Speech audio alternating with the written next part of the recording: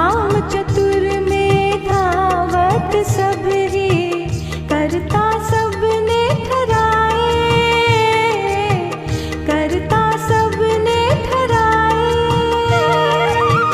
बिन दीठे bill में तहाँ बरती, बिन दीठे बिल में तहाँ बरती, आकृति देख घर आए, घर आए, आकृति देख घर आए।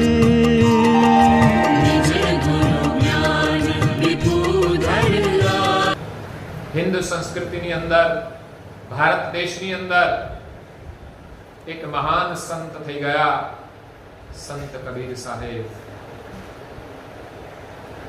દિવ્ય પરમ ગુરુએ એમની નોંધ લીધી છે કે આ જગતની અંદર એક જ્ઞાની સંત હતા, એક મહાન સંત હતા. એવા કબીરજીએ જ્ઞાન ઉપદેશ દ્વારા અનેક પ્રકારની અંધશ્રદ્ધાઓને દૂર કરી છે અને સત્યનો માર્ગ બતાવ્યો છે. ભક્તિ માર્ગની અંદર અનેક પ્રકારના જે દંભ છે એને પણ એમણે તોડીને સત્યનો રાહ બતાવ્યો છે. તો કબીર સાહેબ જ્ઞાની પુરુષ હતા, સાથે સાથે ભક્તિ રસની અંદર પણ તરબોળ હતા. એવું નહીં કે માત્ર એમણે જ્ઞાન જ આપ્યું છે.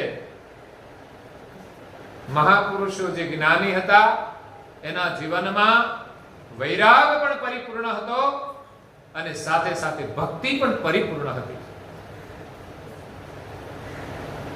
એ સંપૂર્ણ ભક્તિ સાથે જ્ઞાનયુક્ત જીવન જીવતા હતા.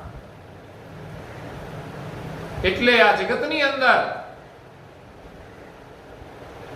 જે બધા વાચાળ જ્ઞાનીઓ હતા, મિથ્યા જ્ઞાનીઓ હતા, એમને બધાને રોકીને એમણે જ્ઞાન સાથે ભક્તિના માર્ગ ઉપર જોડ્યા છે. એમ કહેવાય છે કે કબીર કાળની અંદર એક પંડિત બહુ જ્ઞાની હતા, જેમણે વેદો, શાસ્ત્રો, પુરાણો, ઉપનિષદ, ગીતા આદિ બધા જ ધર્મ ગ્રંથો કંઠસ્થ કરી લીધા હતા. એટલા બધા એ મેઘાવી હતા કે એમણે અભ્યાસ કરીને બધા શ્લોકો કંઠસ્થ કરી લીધા અને પછી બધાને ચુનૌતી આપતા કે કોઈ મારી સાથે શાસ્ત્રાર્થ કરવામાં આવે અને મને કોઈ હરાવી દે. પણ એટલા બધા અભ્યાસી હતા અને વાક્ચાતુર્યતા હતી કે જેની સાથે શાસ્ત્રાર્થ કરે એ હારી જાય. એટલે અભ્યાસથી પ્રાપ્ત કરેલું જે જ્ઞાન હતું એનું એને અહમ હતું કે હું એક સર્વાધિક પંડિત છું, મને કોઈ ન હરાવી શકે. એનું નામ હતું સર્વાનંદ, પણ એને અભિમાન હતું જ્ઞાનનું. એમની માતા શારદા દેવી હતી, જે કબીરજીની પરમ ભક્ત હતી. કબીરના જ્ઞાનને જાણતી હતી એટલે એમના પુત્રને પણ ઓળખતી હતી કે આ પુત્રને મિથ્યા જ્ઞાનનું અભિમાન થયું છે અને પોતાની જાતને જ્ઞાની માને છે. આચરણ જ્ઞાનનું નથી, પણ માત્ર જે પોથીનું જ્ઞાન છે એનાથી અહમ લઈને ફરે છે કે હું જ્ઞાની છું. અને એવું ભૂત આવી ગયું, એમની માતાને કહે છે કે માં મારું નામ છે ને હવે સર્વાનંદ છોડી બદલી અને કહે છે હવે સર્વાજીત રાખી દો. બેટા કહે છે નામ બદલવામાં શું ફરક પડવાનો છે, પણ અહીંયા તો જેને સન્માન જોઈતું હોય, વિશેષ પ્રતિષ્ઠા જોઈતી હોય, નામનો મોહ હોય, એવા લોકો એમ માની લેતા હોય છે કે મને સર્વાજીતનું એક બિરુદ મળી જાય. તો માતા કહે છે કે બેટા તારું નામ સર્વાનંદ છે, બહુ સરસ છે નામ. ના કહે છે મારે સર્વાજીત રાખવું છે. એટલે માં એને સમજાવે છે પણ એ માનતા નથી. ત્યારે માએ કહ્યું કે હું કહું એને તું હરાવી દે, પછી તારું નામ સર્વાજીત રાખી દઈશ. હા કે છે, મને બતાવ કોને હરાવવાના છે. હું બધા જ જ્ઞાનને જાણું છું, એટલે ગમે તેને હરાવી દઈશ. તો માતાએ કહ્યું કે એ છે કબીરજી. ઓહો, અનપઢ એક અભણ માણસ સાથે શાસ્ત્રાર્થ કરવાનો, એ મારી સામે શું ટકી શકવાના છે? એટલે એમણે કહ્યું કે કઈ વાંધો નહીં, હું એની સાથે શાસ્ત્રાર્થ કરાવીને એને હરાવી મારું નામ સર્વાજીત કરાવીશ. ત્યાં તો પંડિતજી ઉપડ્યા કબીરજીના આશ્રમ તરફ. સાથે વેદો, પુરાણો, શાસ્ત્રો, ઉપનિષદો આ બધા જ ચોપડા એક ગધેડાના ઉપર મૂકી અને આખો ટોપલો લઈને ઉપડ્યા. કે હરાવવાના હોય ગમે ત્યાંથી પ્રૂફ લેવું પડે, કારણ કે હતું તો પુસ્તકનું જ્ઞાન.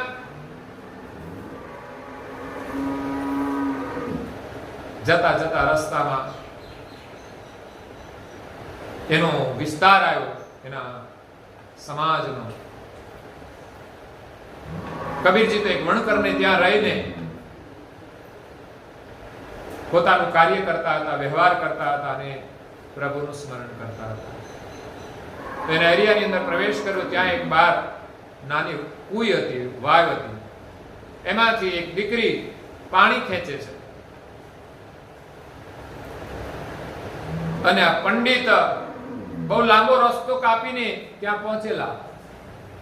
એટલે ચાલતા ચાલતા એટલા બધા થાકી તો ગયા, પણ એને બહુ તરસ લાગી હતી. એટલી બધી તરસ લાગી કે આકુળ વ્યાકુળ થઈ ગયા. એને એમ થયું કે મને જો પાણી નહીં મળે ને તો બેચેન થઈ જઈશ, અને બેચેની કદાચ બેભાન પણ કરી દે. એવી વ્યાકુળતા જોઈને એમણે, એ વણકર સમાજ હતો ત્યાં બહાર કુવા ઉપર ભરતી પાણી એક દીકરી, એને કહ્યું કે બેટા મને પાણી પાઈ દે ને. અને જ્યારે પંડિત એના વિસ્તારમાંથી નીકળ્યા, બધાની નજર સર્વાનંદ ઉપર હતી કે આ પંડિત, આ તો ચુસ્ત પંડિત, અને આપણા વિસ્તારમાંથી પ્રસાર થાય છે. નહીં તો આવા પંડિતો ક્યારે અમુક વર્ણના વિસ્તારમાં પણ જતા નહીં, કારણ કે અભડાઈ જાય. પણ આજે તો એને શાસ્ત્રાર્થ કરવાનો છે, એને સર્વાજીત થવું છે, એટલે એ શુદ્ર વર્ણની અંદર પણ પ્રવેશ કરે છે. બધાની નજર સર્વાનંદ ઉપર જાય છે. ક્યાં? એમણે તો પેલા કુવે જઈ અને દીકરીને કહ્યું બેટા મને પાણી પાઈ દે. દીકરી સંસ્કાર સંપન્ન હતી, એટલે એમને થયું કે કોઈ પણ અતિથિ આવે એને આપણે પેલું પાણી પાવું જોઈએ. નહીં તો આપણો ઘડો હોય, આપણને એમ થાય કે આપણે ક્યાં ટાઈમ છે, ચાલો જલ્દી, નીકળી પણ જાય ઘણા લોકો. તો એ દીકરીએ એને પાણી પાયું. પંડિતજી આજુબાજુ જોવે છે, મને કોઈ જોઈતું તો નથી ને આજુબાજુથી કે હું અહીંયા પાણી પીઉં છું, પણ બધાની નજર એના ઉપરથી. એટલે પંડિતને ખબર પડી કે બધા મારા તરફ જુએ છે અને બધા કહે છે કે આ પંડિત તો અભડાઈ ગયા. તો પંડિતે દીકરીને કહે બેટા આ કોનો કૂવો છે? તો કે અમારા સમાજનો કૂવો છે. તો પેલા કેમ કહેતી નથી?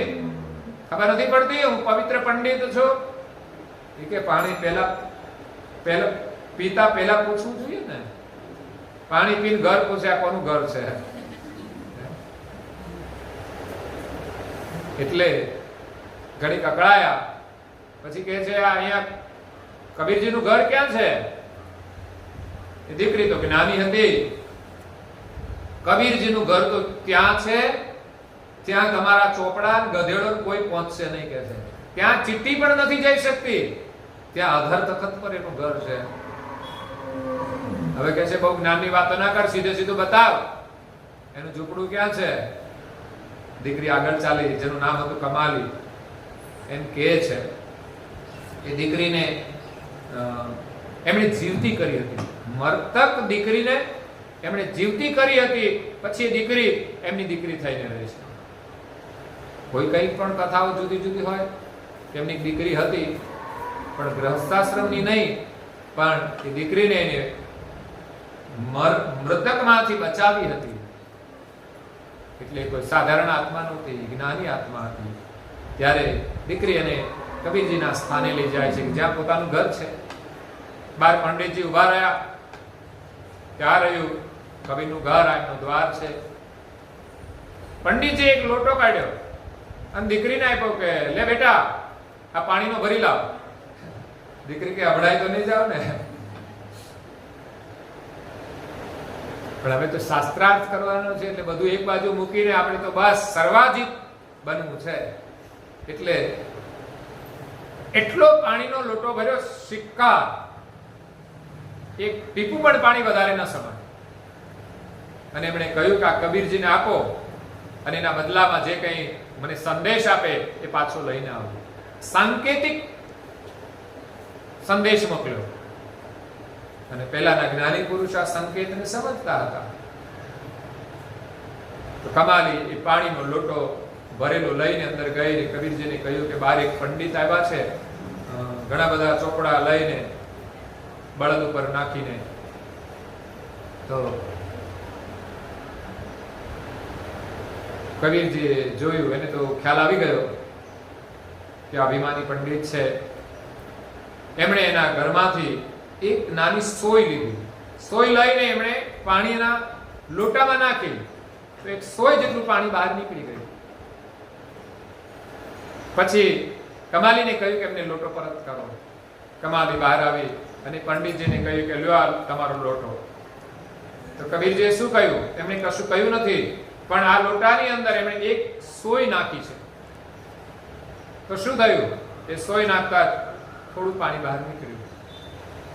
પંડિતજી અભિમાનમાં ફૂલાય છે કે હું આ લોટામાં જે પાણી ભર્યું છે એમ જ્ઞાનથી ભરેલો છું, અને એની અંદર આ સોય જેટલું પણ એમનું જ્ઞાન સમાઈ શકે તેમ નથી કે છે. એટલો હું જ્ઞાની છું. કબીરજી નો સંદેશ છે કે આ લોટો ભરેલો છે, એની અંદર આ સોય છે ને, ખાલી સોય જેટલું જ્ઞાન પણ પર્યાપ્ત છે કે એની અંદર પ્રવેશ કરી અને અંદર રહેલું પાણી બહાર કાઢી નાખશે અને તળિયે જતું રહેશે. સોય તળિયે જતી રહેશે અને તમારા જ્ઞાનને બહાર કાઢી નાખશે. પછી બંને શાસ્ત્રાર્થ કરે છે. બધા લોકો આવી ગયા, બહુ મોલ્લાના જે બધા જોતા હતા ને, બધા ભેગા થઈ ગયા. અને સર્વાનંદ પંડિત તો સંસ્કૃતમાં શ્લોક બોલવા લાગ્યા. બધા તો ચકિત થઈ ગયા કે આ પંડિત તો બહુ જ્ઞાની છે. કબીરજીને તો એના જેવા શ્લોક આવડતા નહોતા. એમની પાસે તો જે અનુભવ હતો, એમની ચોપાઈઓ હતી. એટલે કબીરજીએ પ્રશ્ન કર્યો કે બ્રહ્મા, વિષ્ણુ અને મહાદેવ એના પિતા કોણ છે? પંડિત કે એના પિતા કોઈ નથી, એ સ્વયં સનાતન છે, અવિનાશી છે. પણ કબીરજીએ એમની સાથ આપી અને પ્રમાણિત કર્યું. છતાં પણ વિદ્વાન તો શ્લોકો દ્વારા ફૂલાઈને બધું બોલે છે, તો બધા લોકો તાલીઓ પાડે છે કે ભાઈ આ પંડિત બહુ જ્ઞાની છે. એની જીત થઈ એમ માને છે પોતાની જાતે જ કે જો હું જીતી ગયો. કબીરજી કઈ વાંધો નહીં, તમે જીત્યા તો શું વાંધો છે કહેવામાં? તો આ તો પોતાની જાતે પોતે જીતી ગયા છે એવું માનીને એને તો જવાનું છે. એમની માતાએ કહ્યું કે તમે જાઓ, જીતીને આવો, પણ પ્રમાણ લઈને આવજો. એમ તમે કહે છો હું જીતી ગયો હું માનીશ નહીં, એવું પ્રમાણ લઈને આવજો કે જે પ્રમાણ હોય, દુનિયાને સ્વીકારે. પચ્ચા ચમત્કાર એ કોઈ પ્રમાણ નથી, એ તો બધા જ કરી શકે છે. એવું કોઈ પ્રમાણ લઈને આવજો. ત્યારે કબીરજીને કહ્યું હું જીતો ને તમે હાર્યા, કઈ વાંધો નહીં. હવે તો હવે હું આમાં લખું છું એમાં તમારે અંગૂઠો મારવાનો છે, કારણ કે તમને સહી કરતા તો આવડતી નથી. તો એમણે લખ્યું સર્વાનંદ પંડિત જીત્યા અને કબીરજી હાર્યા. કબીરજી એમાં અંગૂઠો મારી દીધો. એ તો હરખાતા ફૂલાતા ફૂલાતા મા પાસે આવ્યા. માને જઈને કહે છે, જો માં, હું આ પ્રમાણ લઈને આવ્યો છું, કબીરજી હારી ગયા અને હું જીતી ગયો. માને ભોજપત્ર આપ્યું જે સુવર્ણ અક્ષરે લખેલું હતું. માએ વાંચ્યું કે કબીરજી જીતી ગયા અને પંડિતજી હારી ગયા. માને કહે છે, શું વાત કરે છે? કે જુઓ ને, પંડિતજી વાંચ્યું, આ તો ભૂલ થઈ ગઈ લાગે છે લખવામાં કઈ.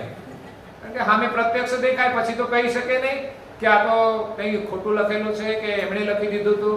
એને તો આવડતું નથી લખતા, તે જાતે લખ્યું છે. પણ આ કુદરતી પ્રમાણ હતું. ભૂલ થઈ ગમે તે લખવામાં, વાસ્તવિક તો હું જીતી જ ગયો છું. લાવો ફરી લખાવી લાવું છું. એ ગયો પંડિત પાછો. કબીરજીને કહે છે, મારે લખવામાં જરા મિસ થયું છે. હું જીતી ગયો છું, તમે હારી ગયા છો, પણ આમાં કઈ જુદું લખાઈ ગયું છે. એટલે ફરી હું લખું છું, એમાં તમે અંગૂઠાનું નિશાન કરી દેજો. કબીરજી કે કઈ વાંધો નહીં, ફરી લખી દો. એને તો ફરી લખ્યો સર્વાનંદ જીતી ગયા અને કબીરજી હારી ગયા. કબીરજીએ અંગૂઠો મારી દીધો. પંડિત પાછા ઘરે જાય છે. માતૃશ્રીને ફરી પાછું કાગળ આપે છે, જો માતાજી, હવે હું સાચું પ્રમાણ લઈને આવ્યો છું. માતાએ વાંચ્યું, પંડિતજી હારી ગયા અને કબીરજી જીતી ગયા. ફરી એમને બતાવ્યું તો એનું એ જ પાછું. આખી કેમ આવું થઈ ગયું? કઈ ભ્રમમાં કઈ ખબર પડતી નથી. મેં તો આમ જ લખ્યું હતું, આમ કેમ થઈ ગયું? હવે સામે લખેલું દેખાય છે એને તો બદલી શકતા નથી. એના કોઈ પોથા નથી બદલી શકતા. ફરી પાછા કે છે, લાવો હવે ફરી જઈ આવો. ફરી જાય છે. ફરી પાછા જઈને કે છે, ખબર નહીં શું થયું, મેં લખ્યું હતું તો આમ, પણ ત્યાં માતાને બતાવ્યું તો આમાં તો ઉલટું લખાયેલું છે. એટલે ફરી પાછું લખ્યું કે સર્વાનંદ પંડિત જીતી ગયા અને કબીરજી હારી ગયા. અને છેલ્લી વખત જાય છે માતા પાસે, પણ એની એ જ પરિસ્થિતિ આવીને ઊભી રહે છે કે સર્વાનંદ હારી ગયા અને કબીરજી જીતી ગયા. એમની માતાએ કહ્યું કે પરમ જ્ઞાની પુરુષ છે, તું એમના આગળ જીતી શકવાનું નથી. તું વિચાર તો કરે છે, આ 3 વખત તું લખીને આવે છે, છતાં પણ તારું લખાયેલું જતું રહે છે ને વાસ્તવિક જે છે એ લખાઈ જાય છે. એટલે તારું આ ચોપડાનું જે વાંચેલું પણ જ્ઞાન છે કામ નહીં લાગે. કબીરજી અનુભવી પુરુષ છે, તો એના શરણમાં જા, સમર્પિત થઈ જા, તારું કલ્યાણ થઈ જશે. ત્યારે માતાને એમને કહ્યું કે માં, તમે આવો અને મને એમની પાસેથી દીક્ષા લેવડાવો. પંડિતનું અભિમાન છૂટી ગયું અને પંડિતજીએ કબીર પાસે જઈને દીક્ષા લીધી. એટલે જ્ઞાનનું વ્યર્થ અભિમાન છોડી અને આપણે સત્યના શરણે જવાનું છે. પરમ ગુરુના શરણે જઈ એમની દીક્ષા ગ્રહણ કરી અને આપણું કલ્યાણ કરવાનું છે. તો આજે કબીર જયંતિ છે. કબીરજીના આવા તો અનેક પ્રસંગો છે જ્ઞાનના, અને પરમ ગુરુએ જે જ્ઞાન માર્ગ સ્થાપ્યો છે પ્રમાણેનો પણ જ્ઞાન માર્ગ છે. તો આ જગતની અંદર જે જ્ઞાન છે બધાની અંદર કબીરનું જ્ઞાન ઘણું ઊંચું છે, અને પરમ ગુરુનું જ્ઞાન એ કબીરજી સાહેબથી પણ આગળનું જ્ઞાન છે. તો આપણને પરમ ગુરુ શરણ મળ્યું છે, આપણા સૌભાગ્ય છે.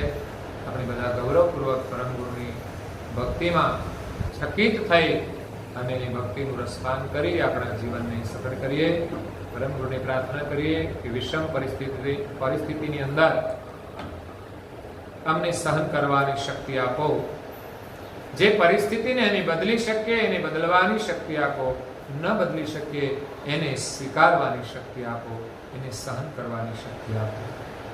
કોરોના કાળ ચાલે છે, આમ તો સારું વાતાવરણ થયું છે એટલે આપણે શુભારંભ કર્યો છે. જેમ કહ્યું તેમ કોઈ દુઃખ કાયમ રહેતું નથી, એમ કોરોના પણ કાયમ રહેવાનો જાય જ છે. પરિસ્થિતિ થોડી વિષમ કરી દે છે કે બધાને માસ્ક લગાવી અને મોઢા બંધ કરી દે છે, એ પણ કઈ શુભ સંદેશ તો આપે છે કે વધારાનું બોલવું નહીં, મુખ હંમેશા ઢાંકીને જ રાખવું, કચરો ખાવો નહીં, અને બહારનું જે દૂષિત હવામાન છે એનાથી પણ તમે સુરક્ષિત રહો, એ સંદેશ છે એમનો. અને કોઈ પણ પરિસ્થિતિ કાયમ રહેતી નથી, અને પાછી જે સારી પરિસ્થિતિ છે એ પણ આવે છે. તો એ કુદરતના નિયમને ધ્યાનમાં રાખીને આપણે એમનામાં વિશ્વાસ રાખી નિરંતર એનું સ્મરણ કરીને આપણા જીવનને સફળ કરીએ. આપ સૌને ખૂબ ખૂબ ધન્યવાદ છે કે આપ સૌ આજે ચૈત્ર પૂર્ણિમાના પાવન દિવસે અહીંયા પરમ ગુરુના શરણમાં એમના દર્શન અને અમૃત રસનું પાન કરવા માટે પધાર્યા. એ બદલ પરમ ગુરુના ખૂબ ખૂબ આશીર્વાદ સાથે આપ સૌને મારા સત્ય સાહેબ જય જય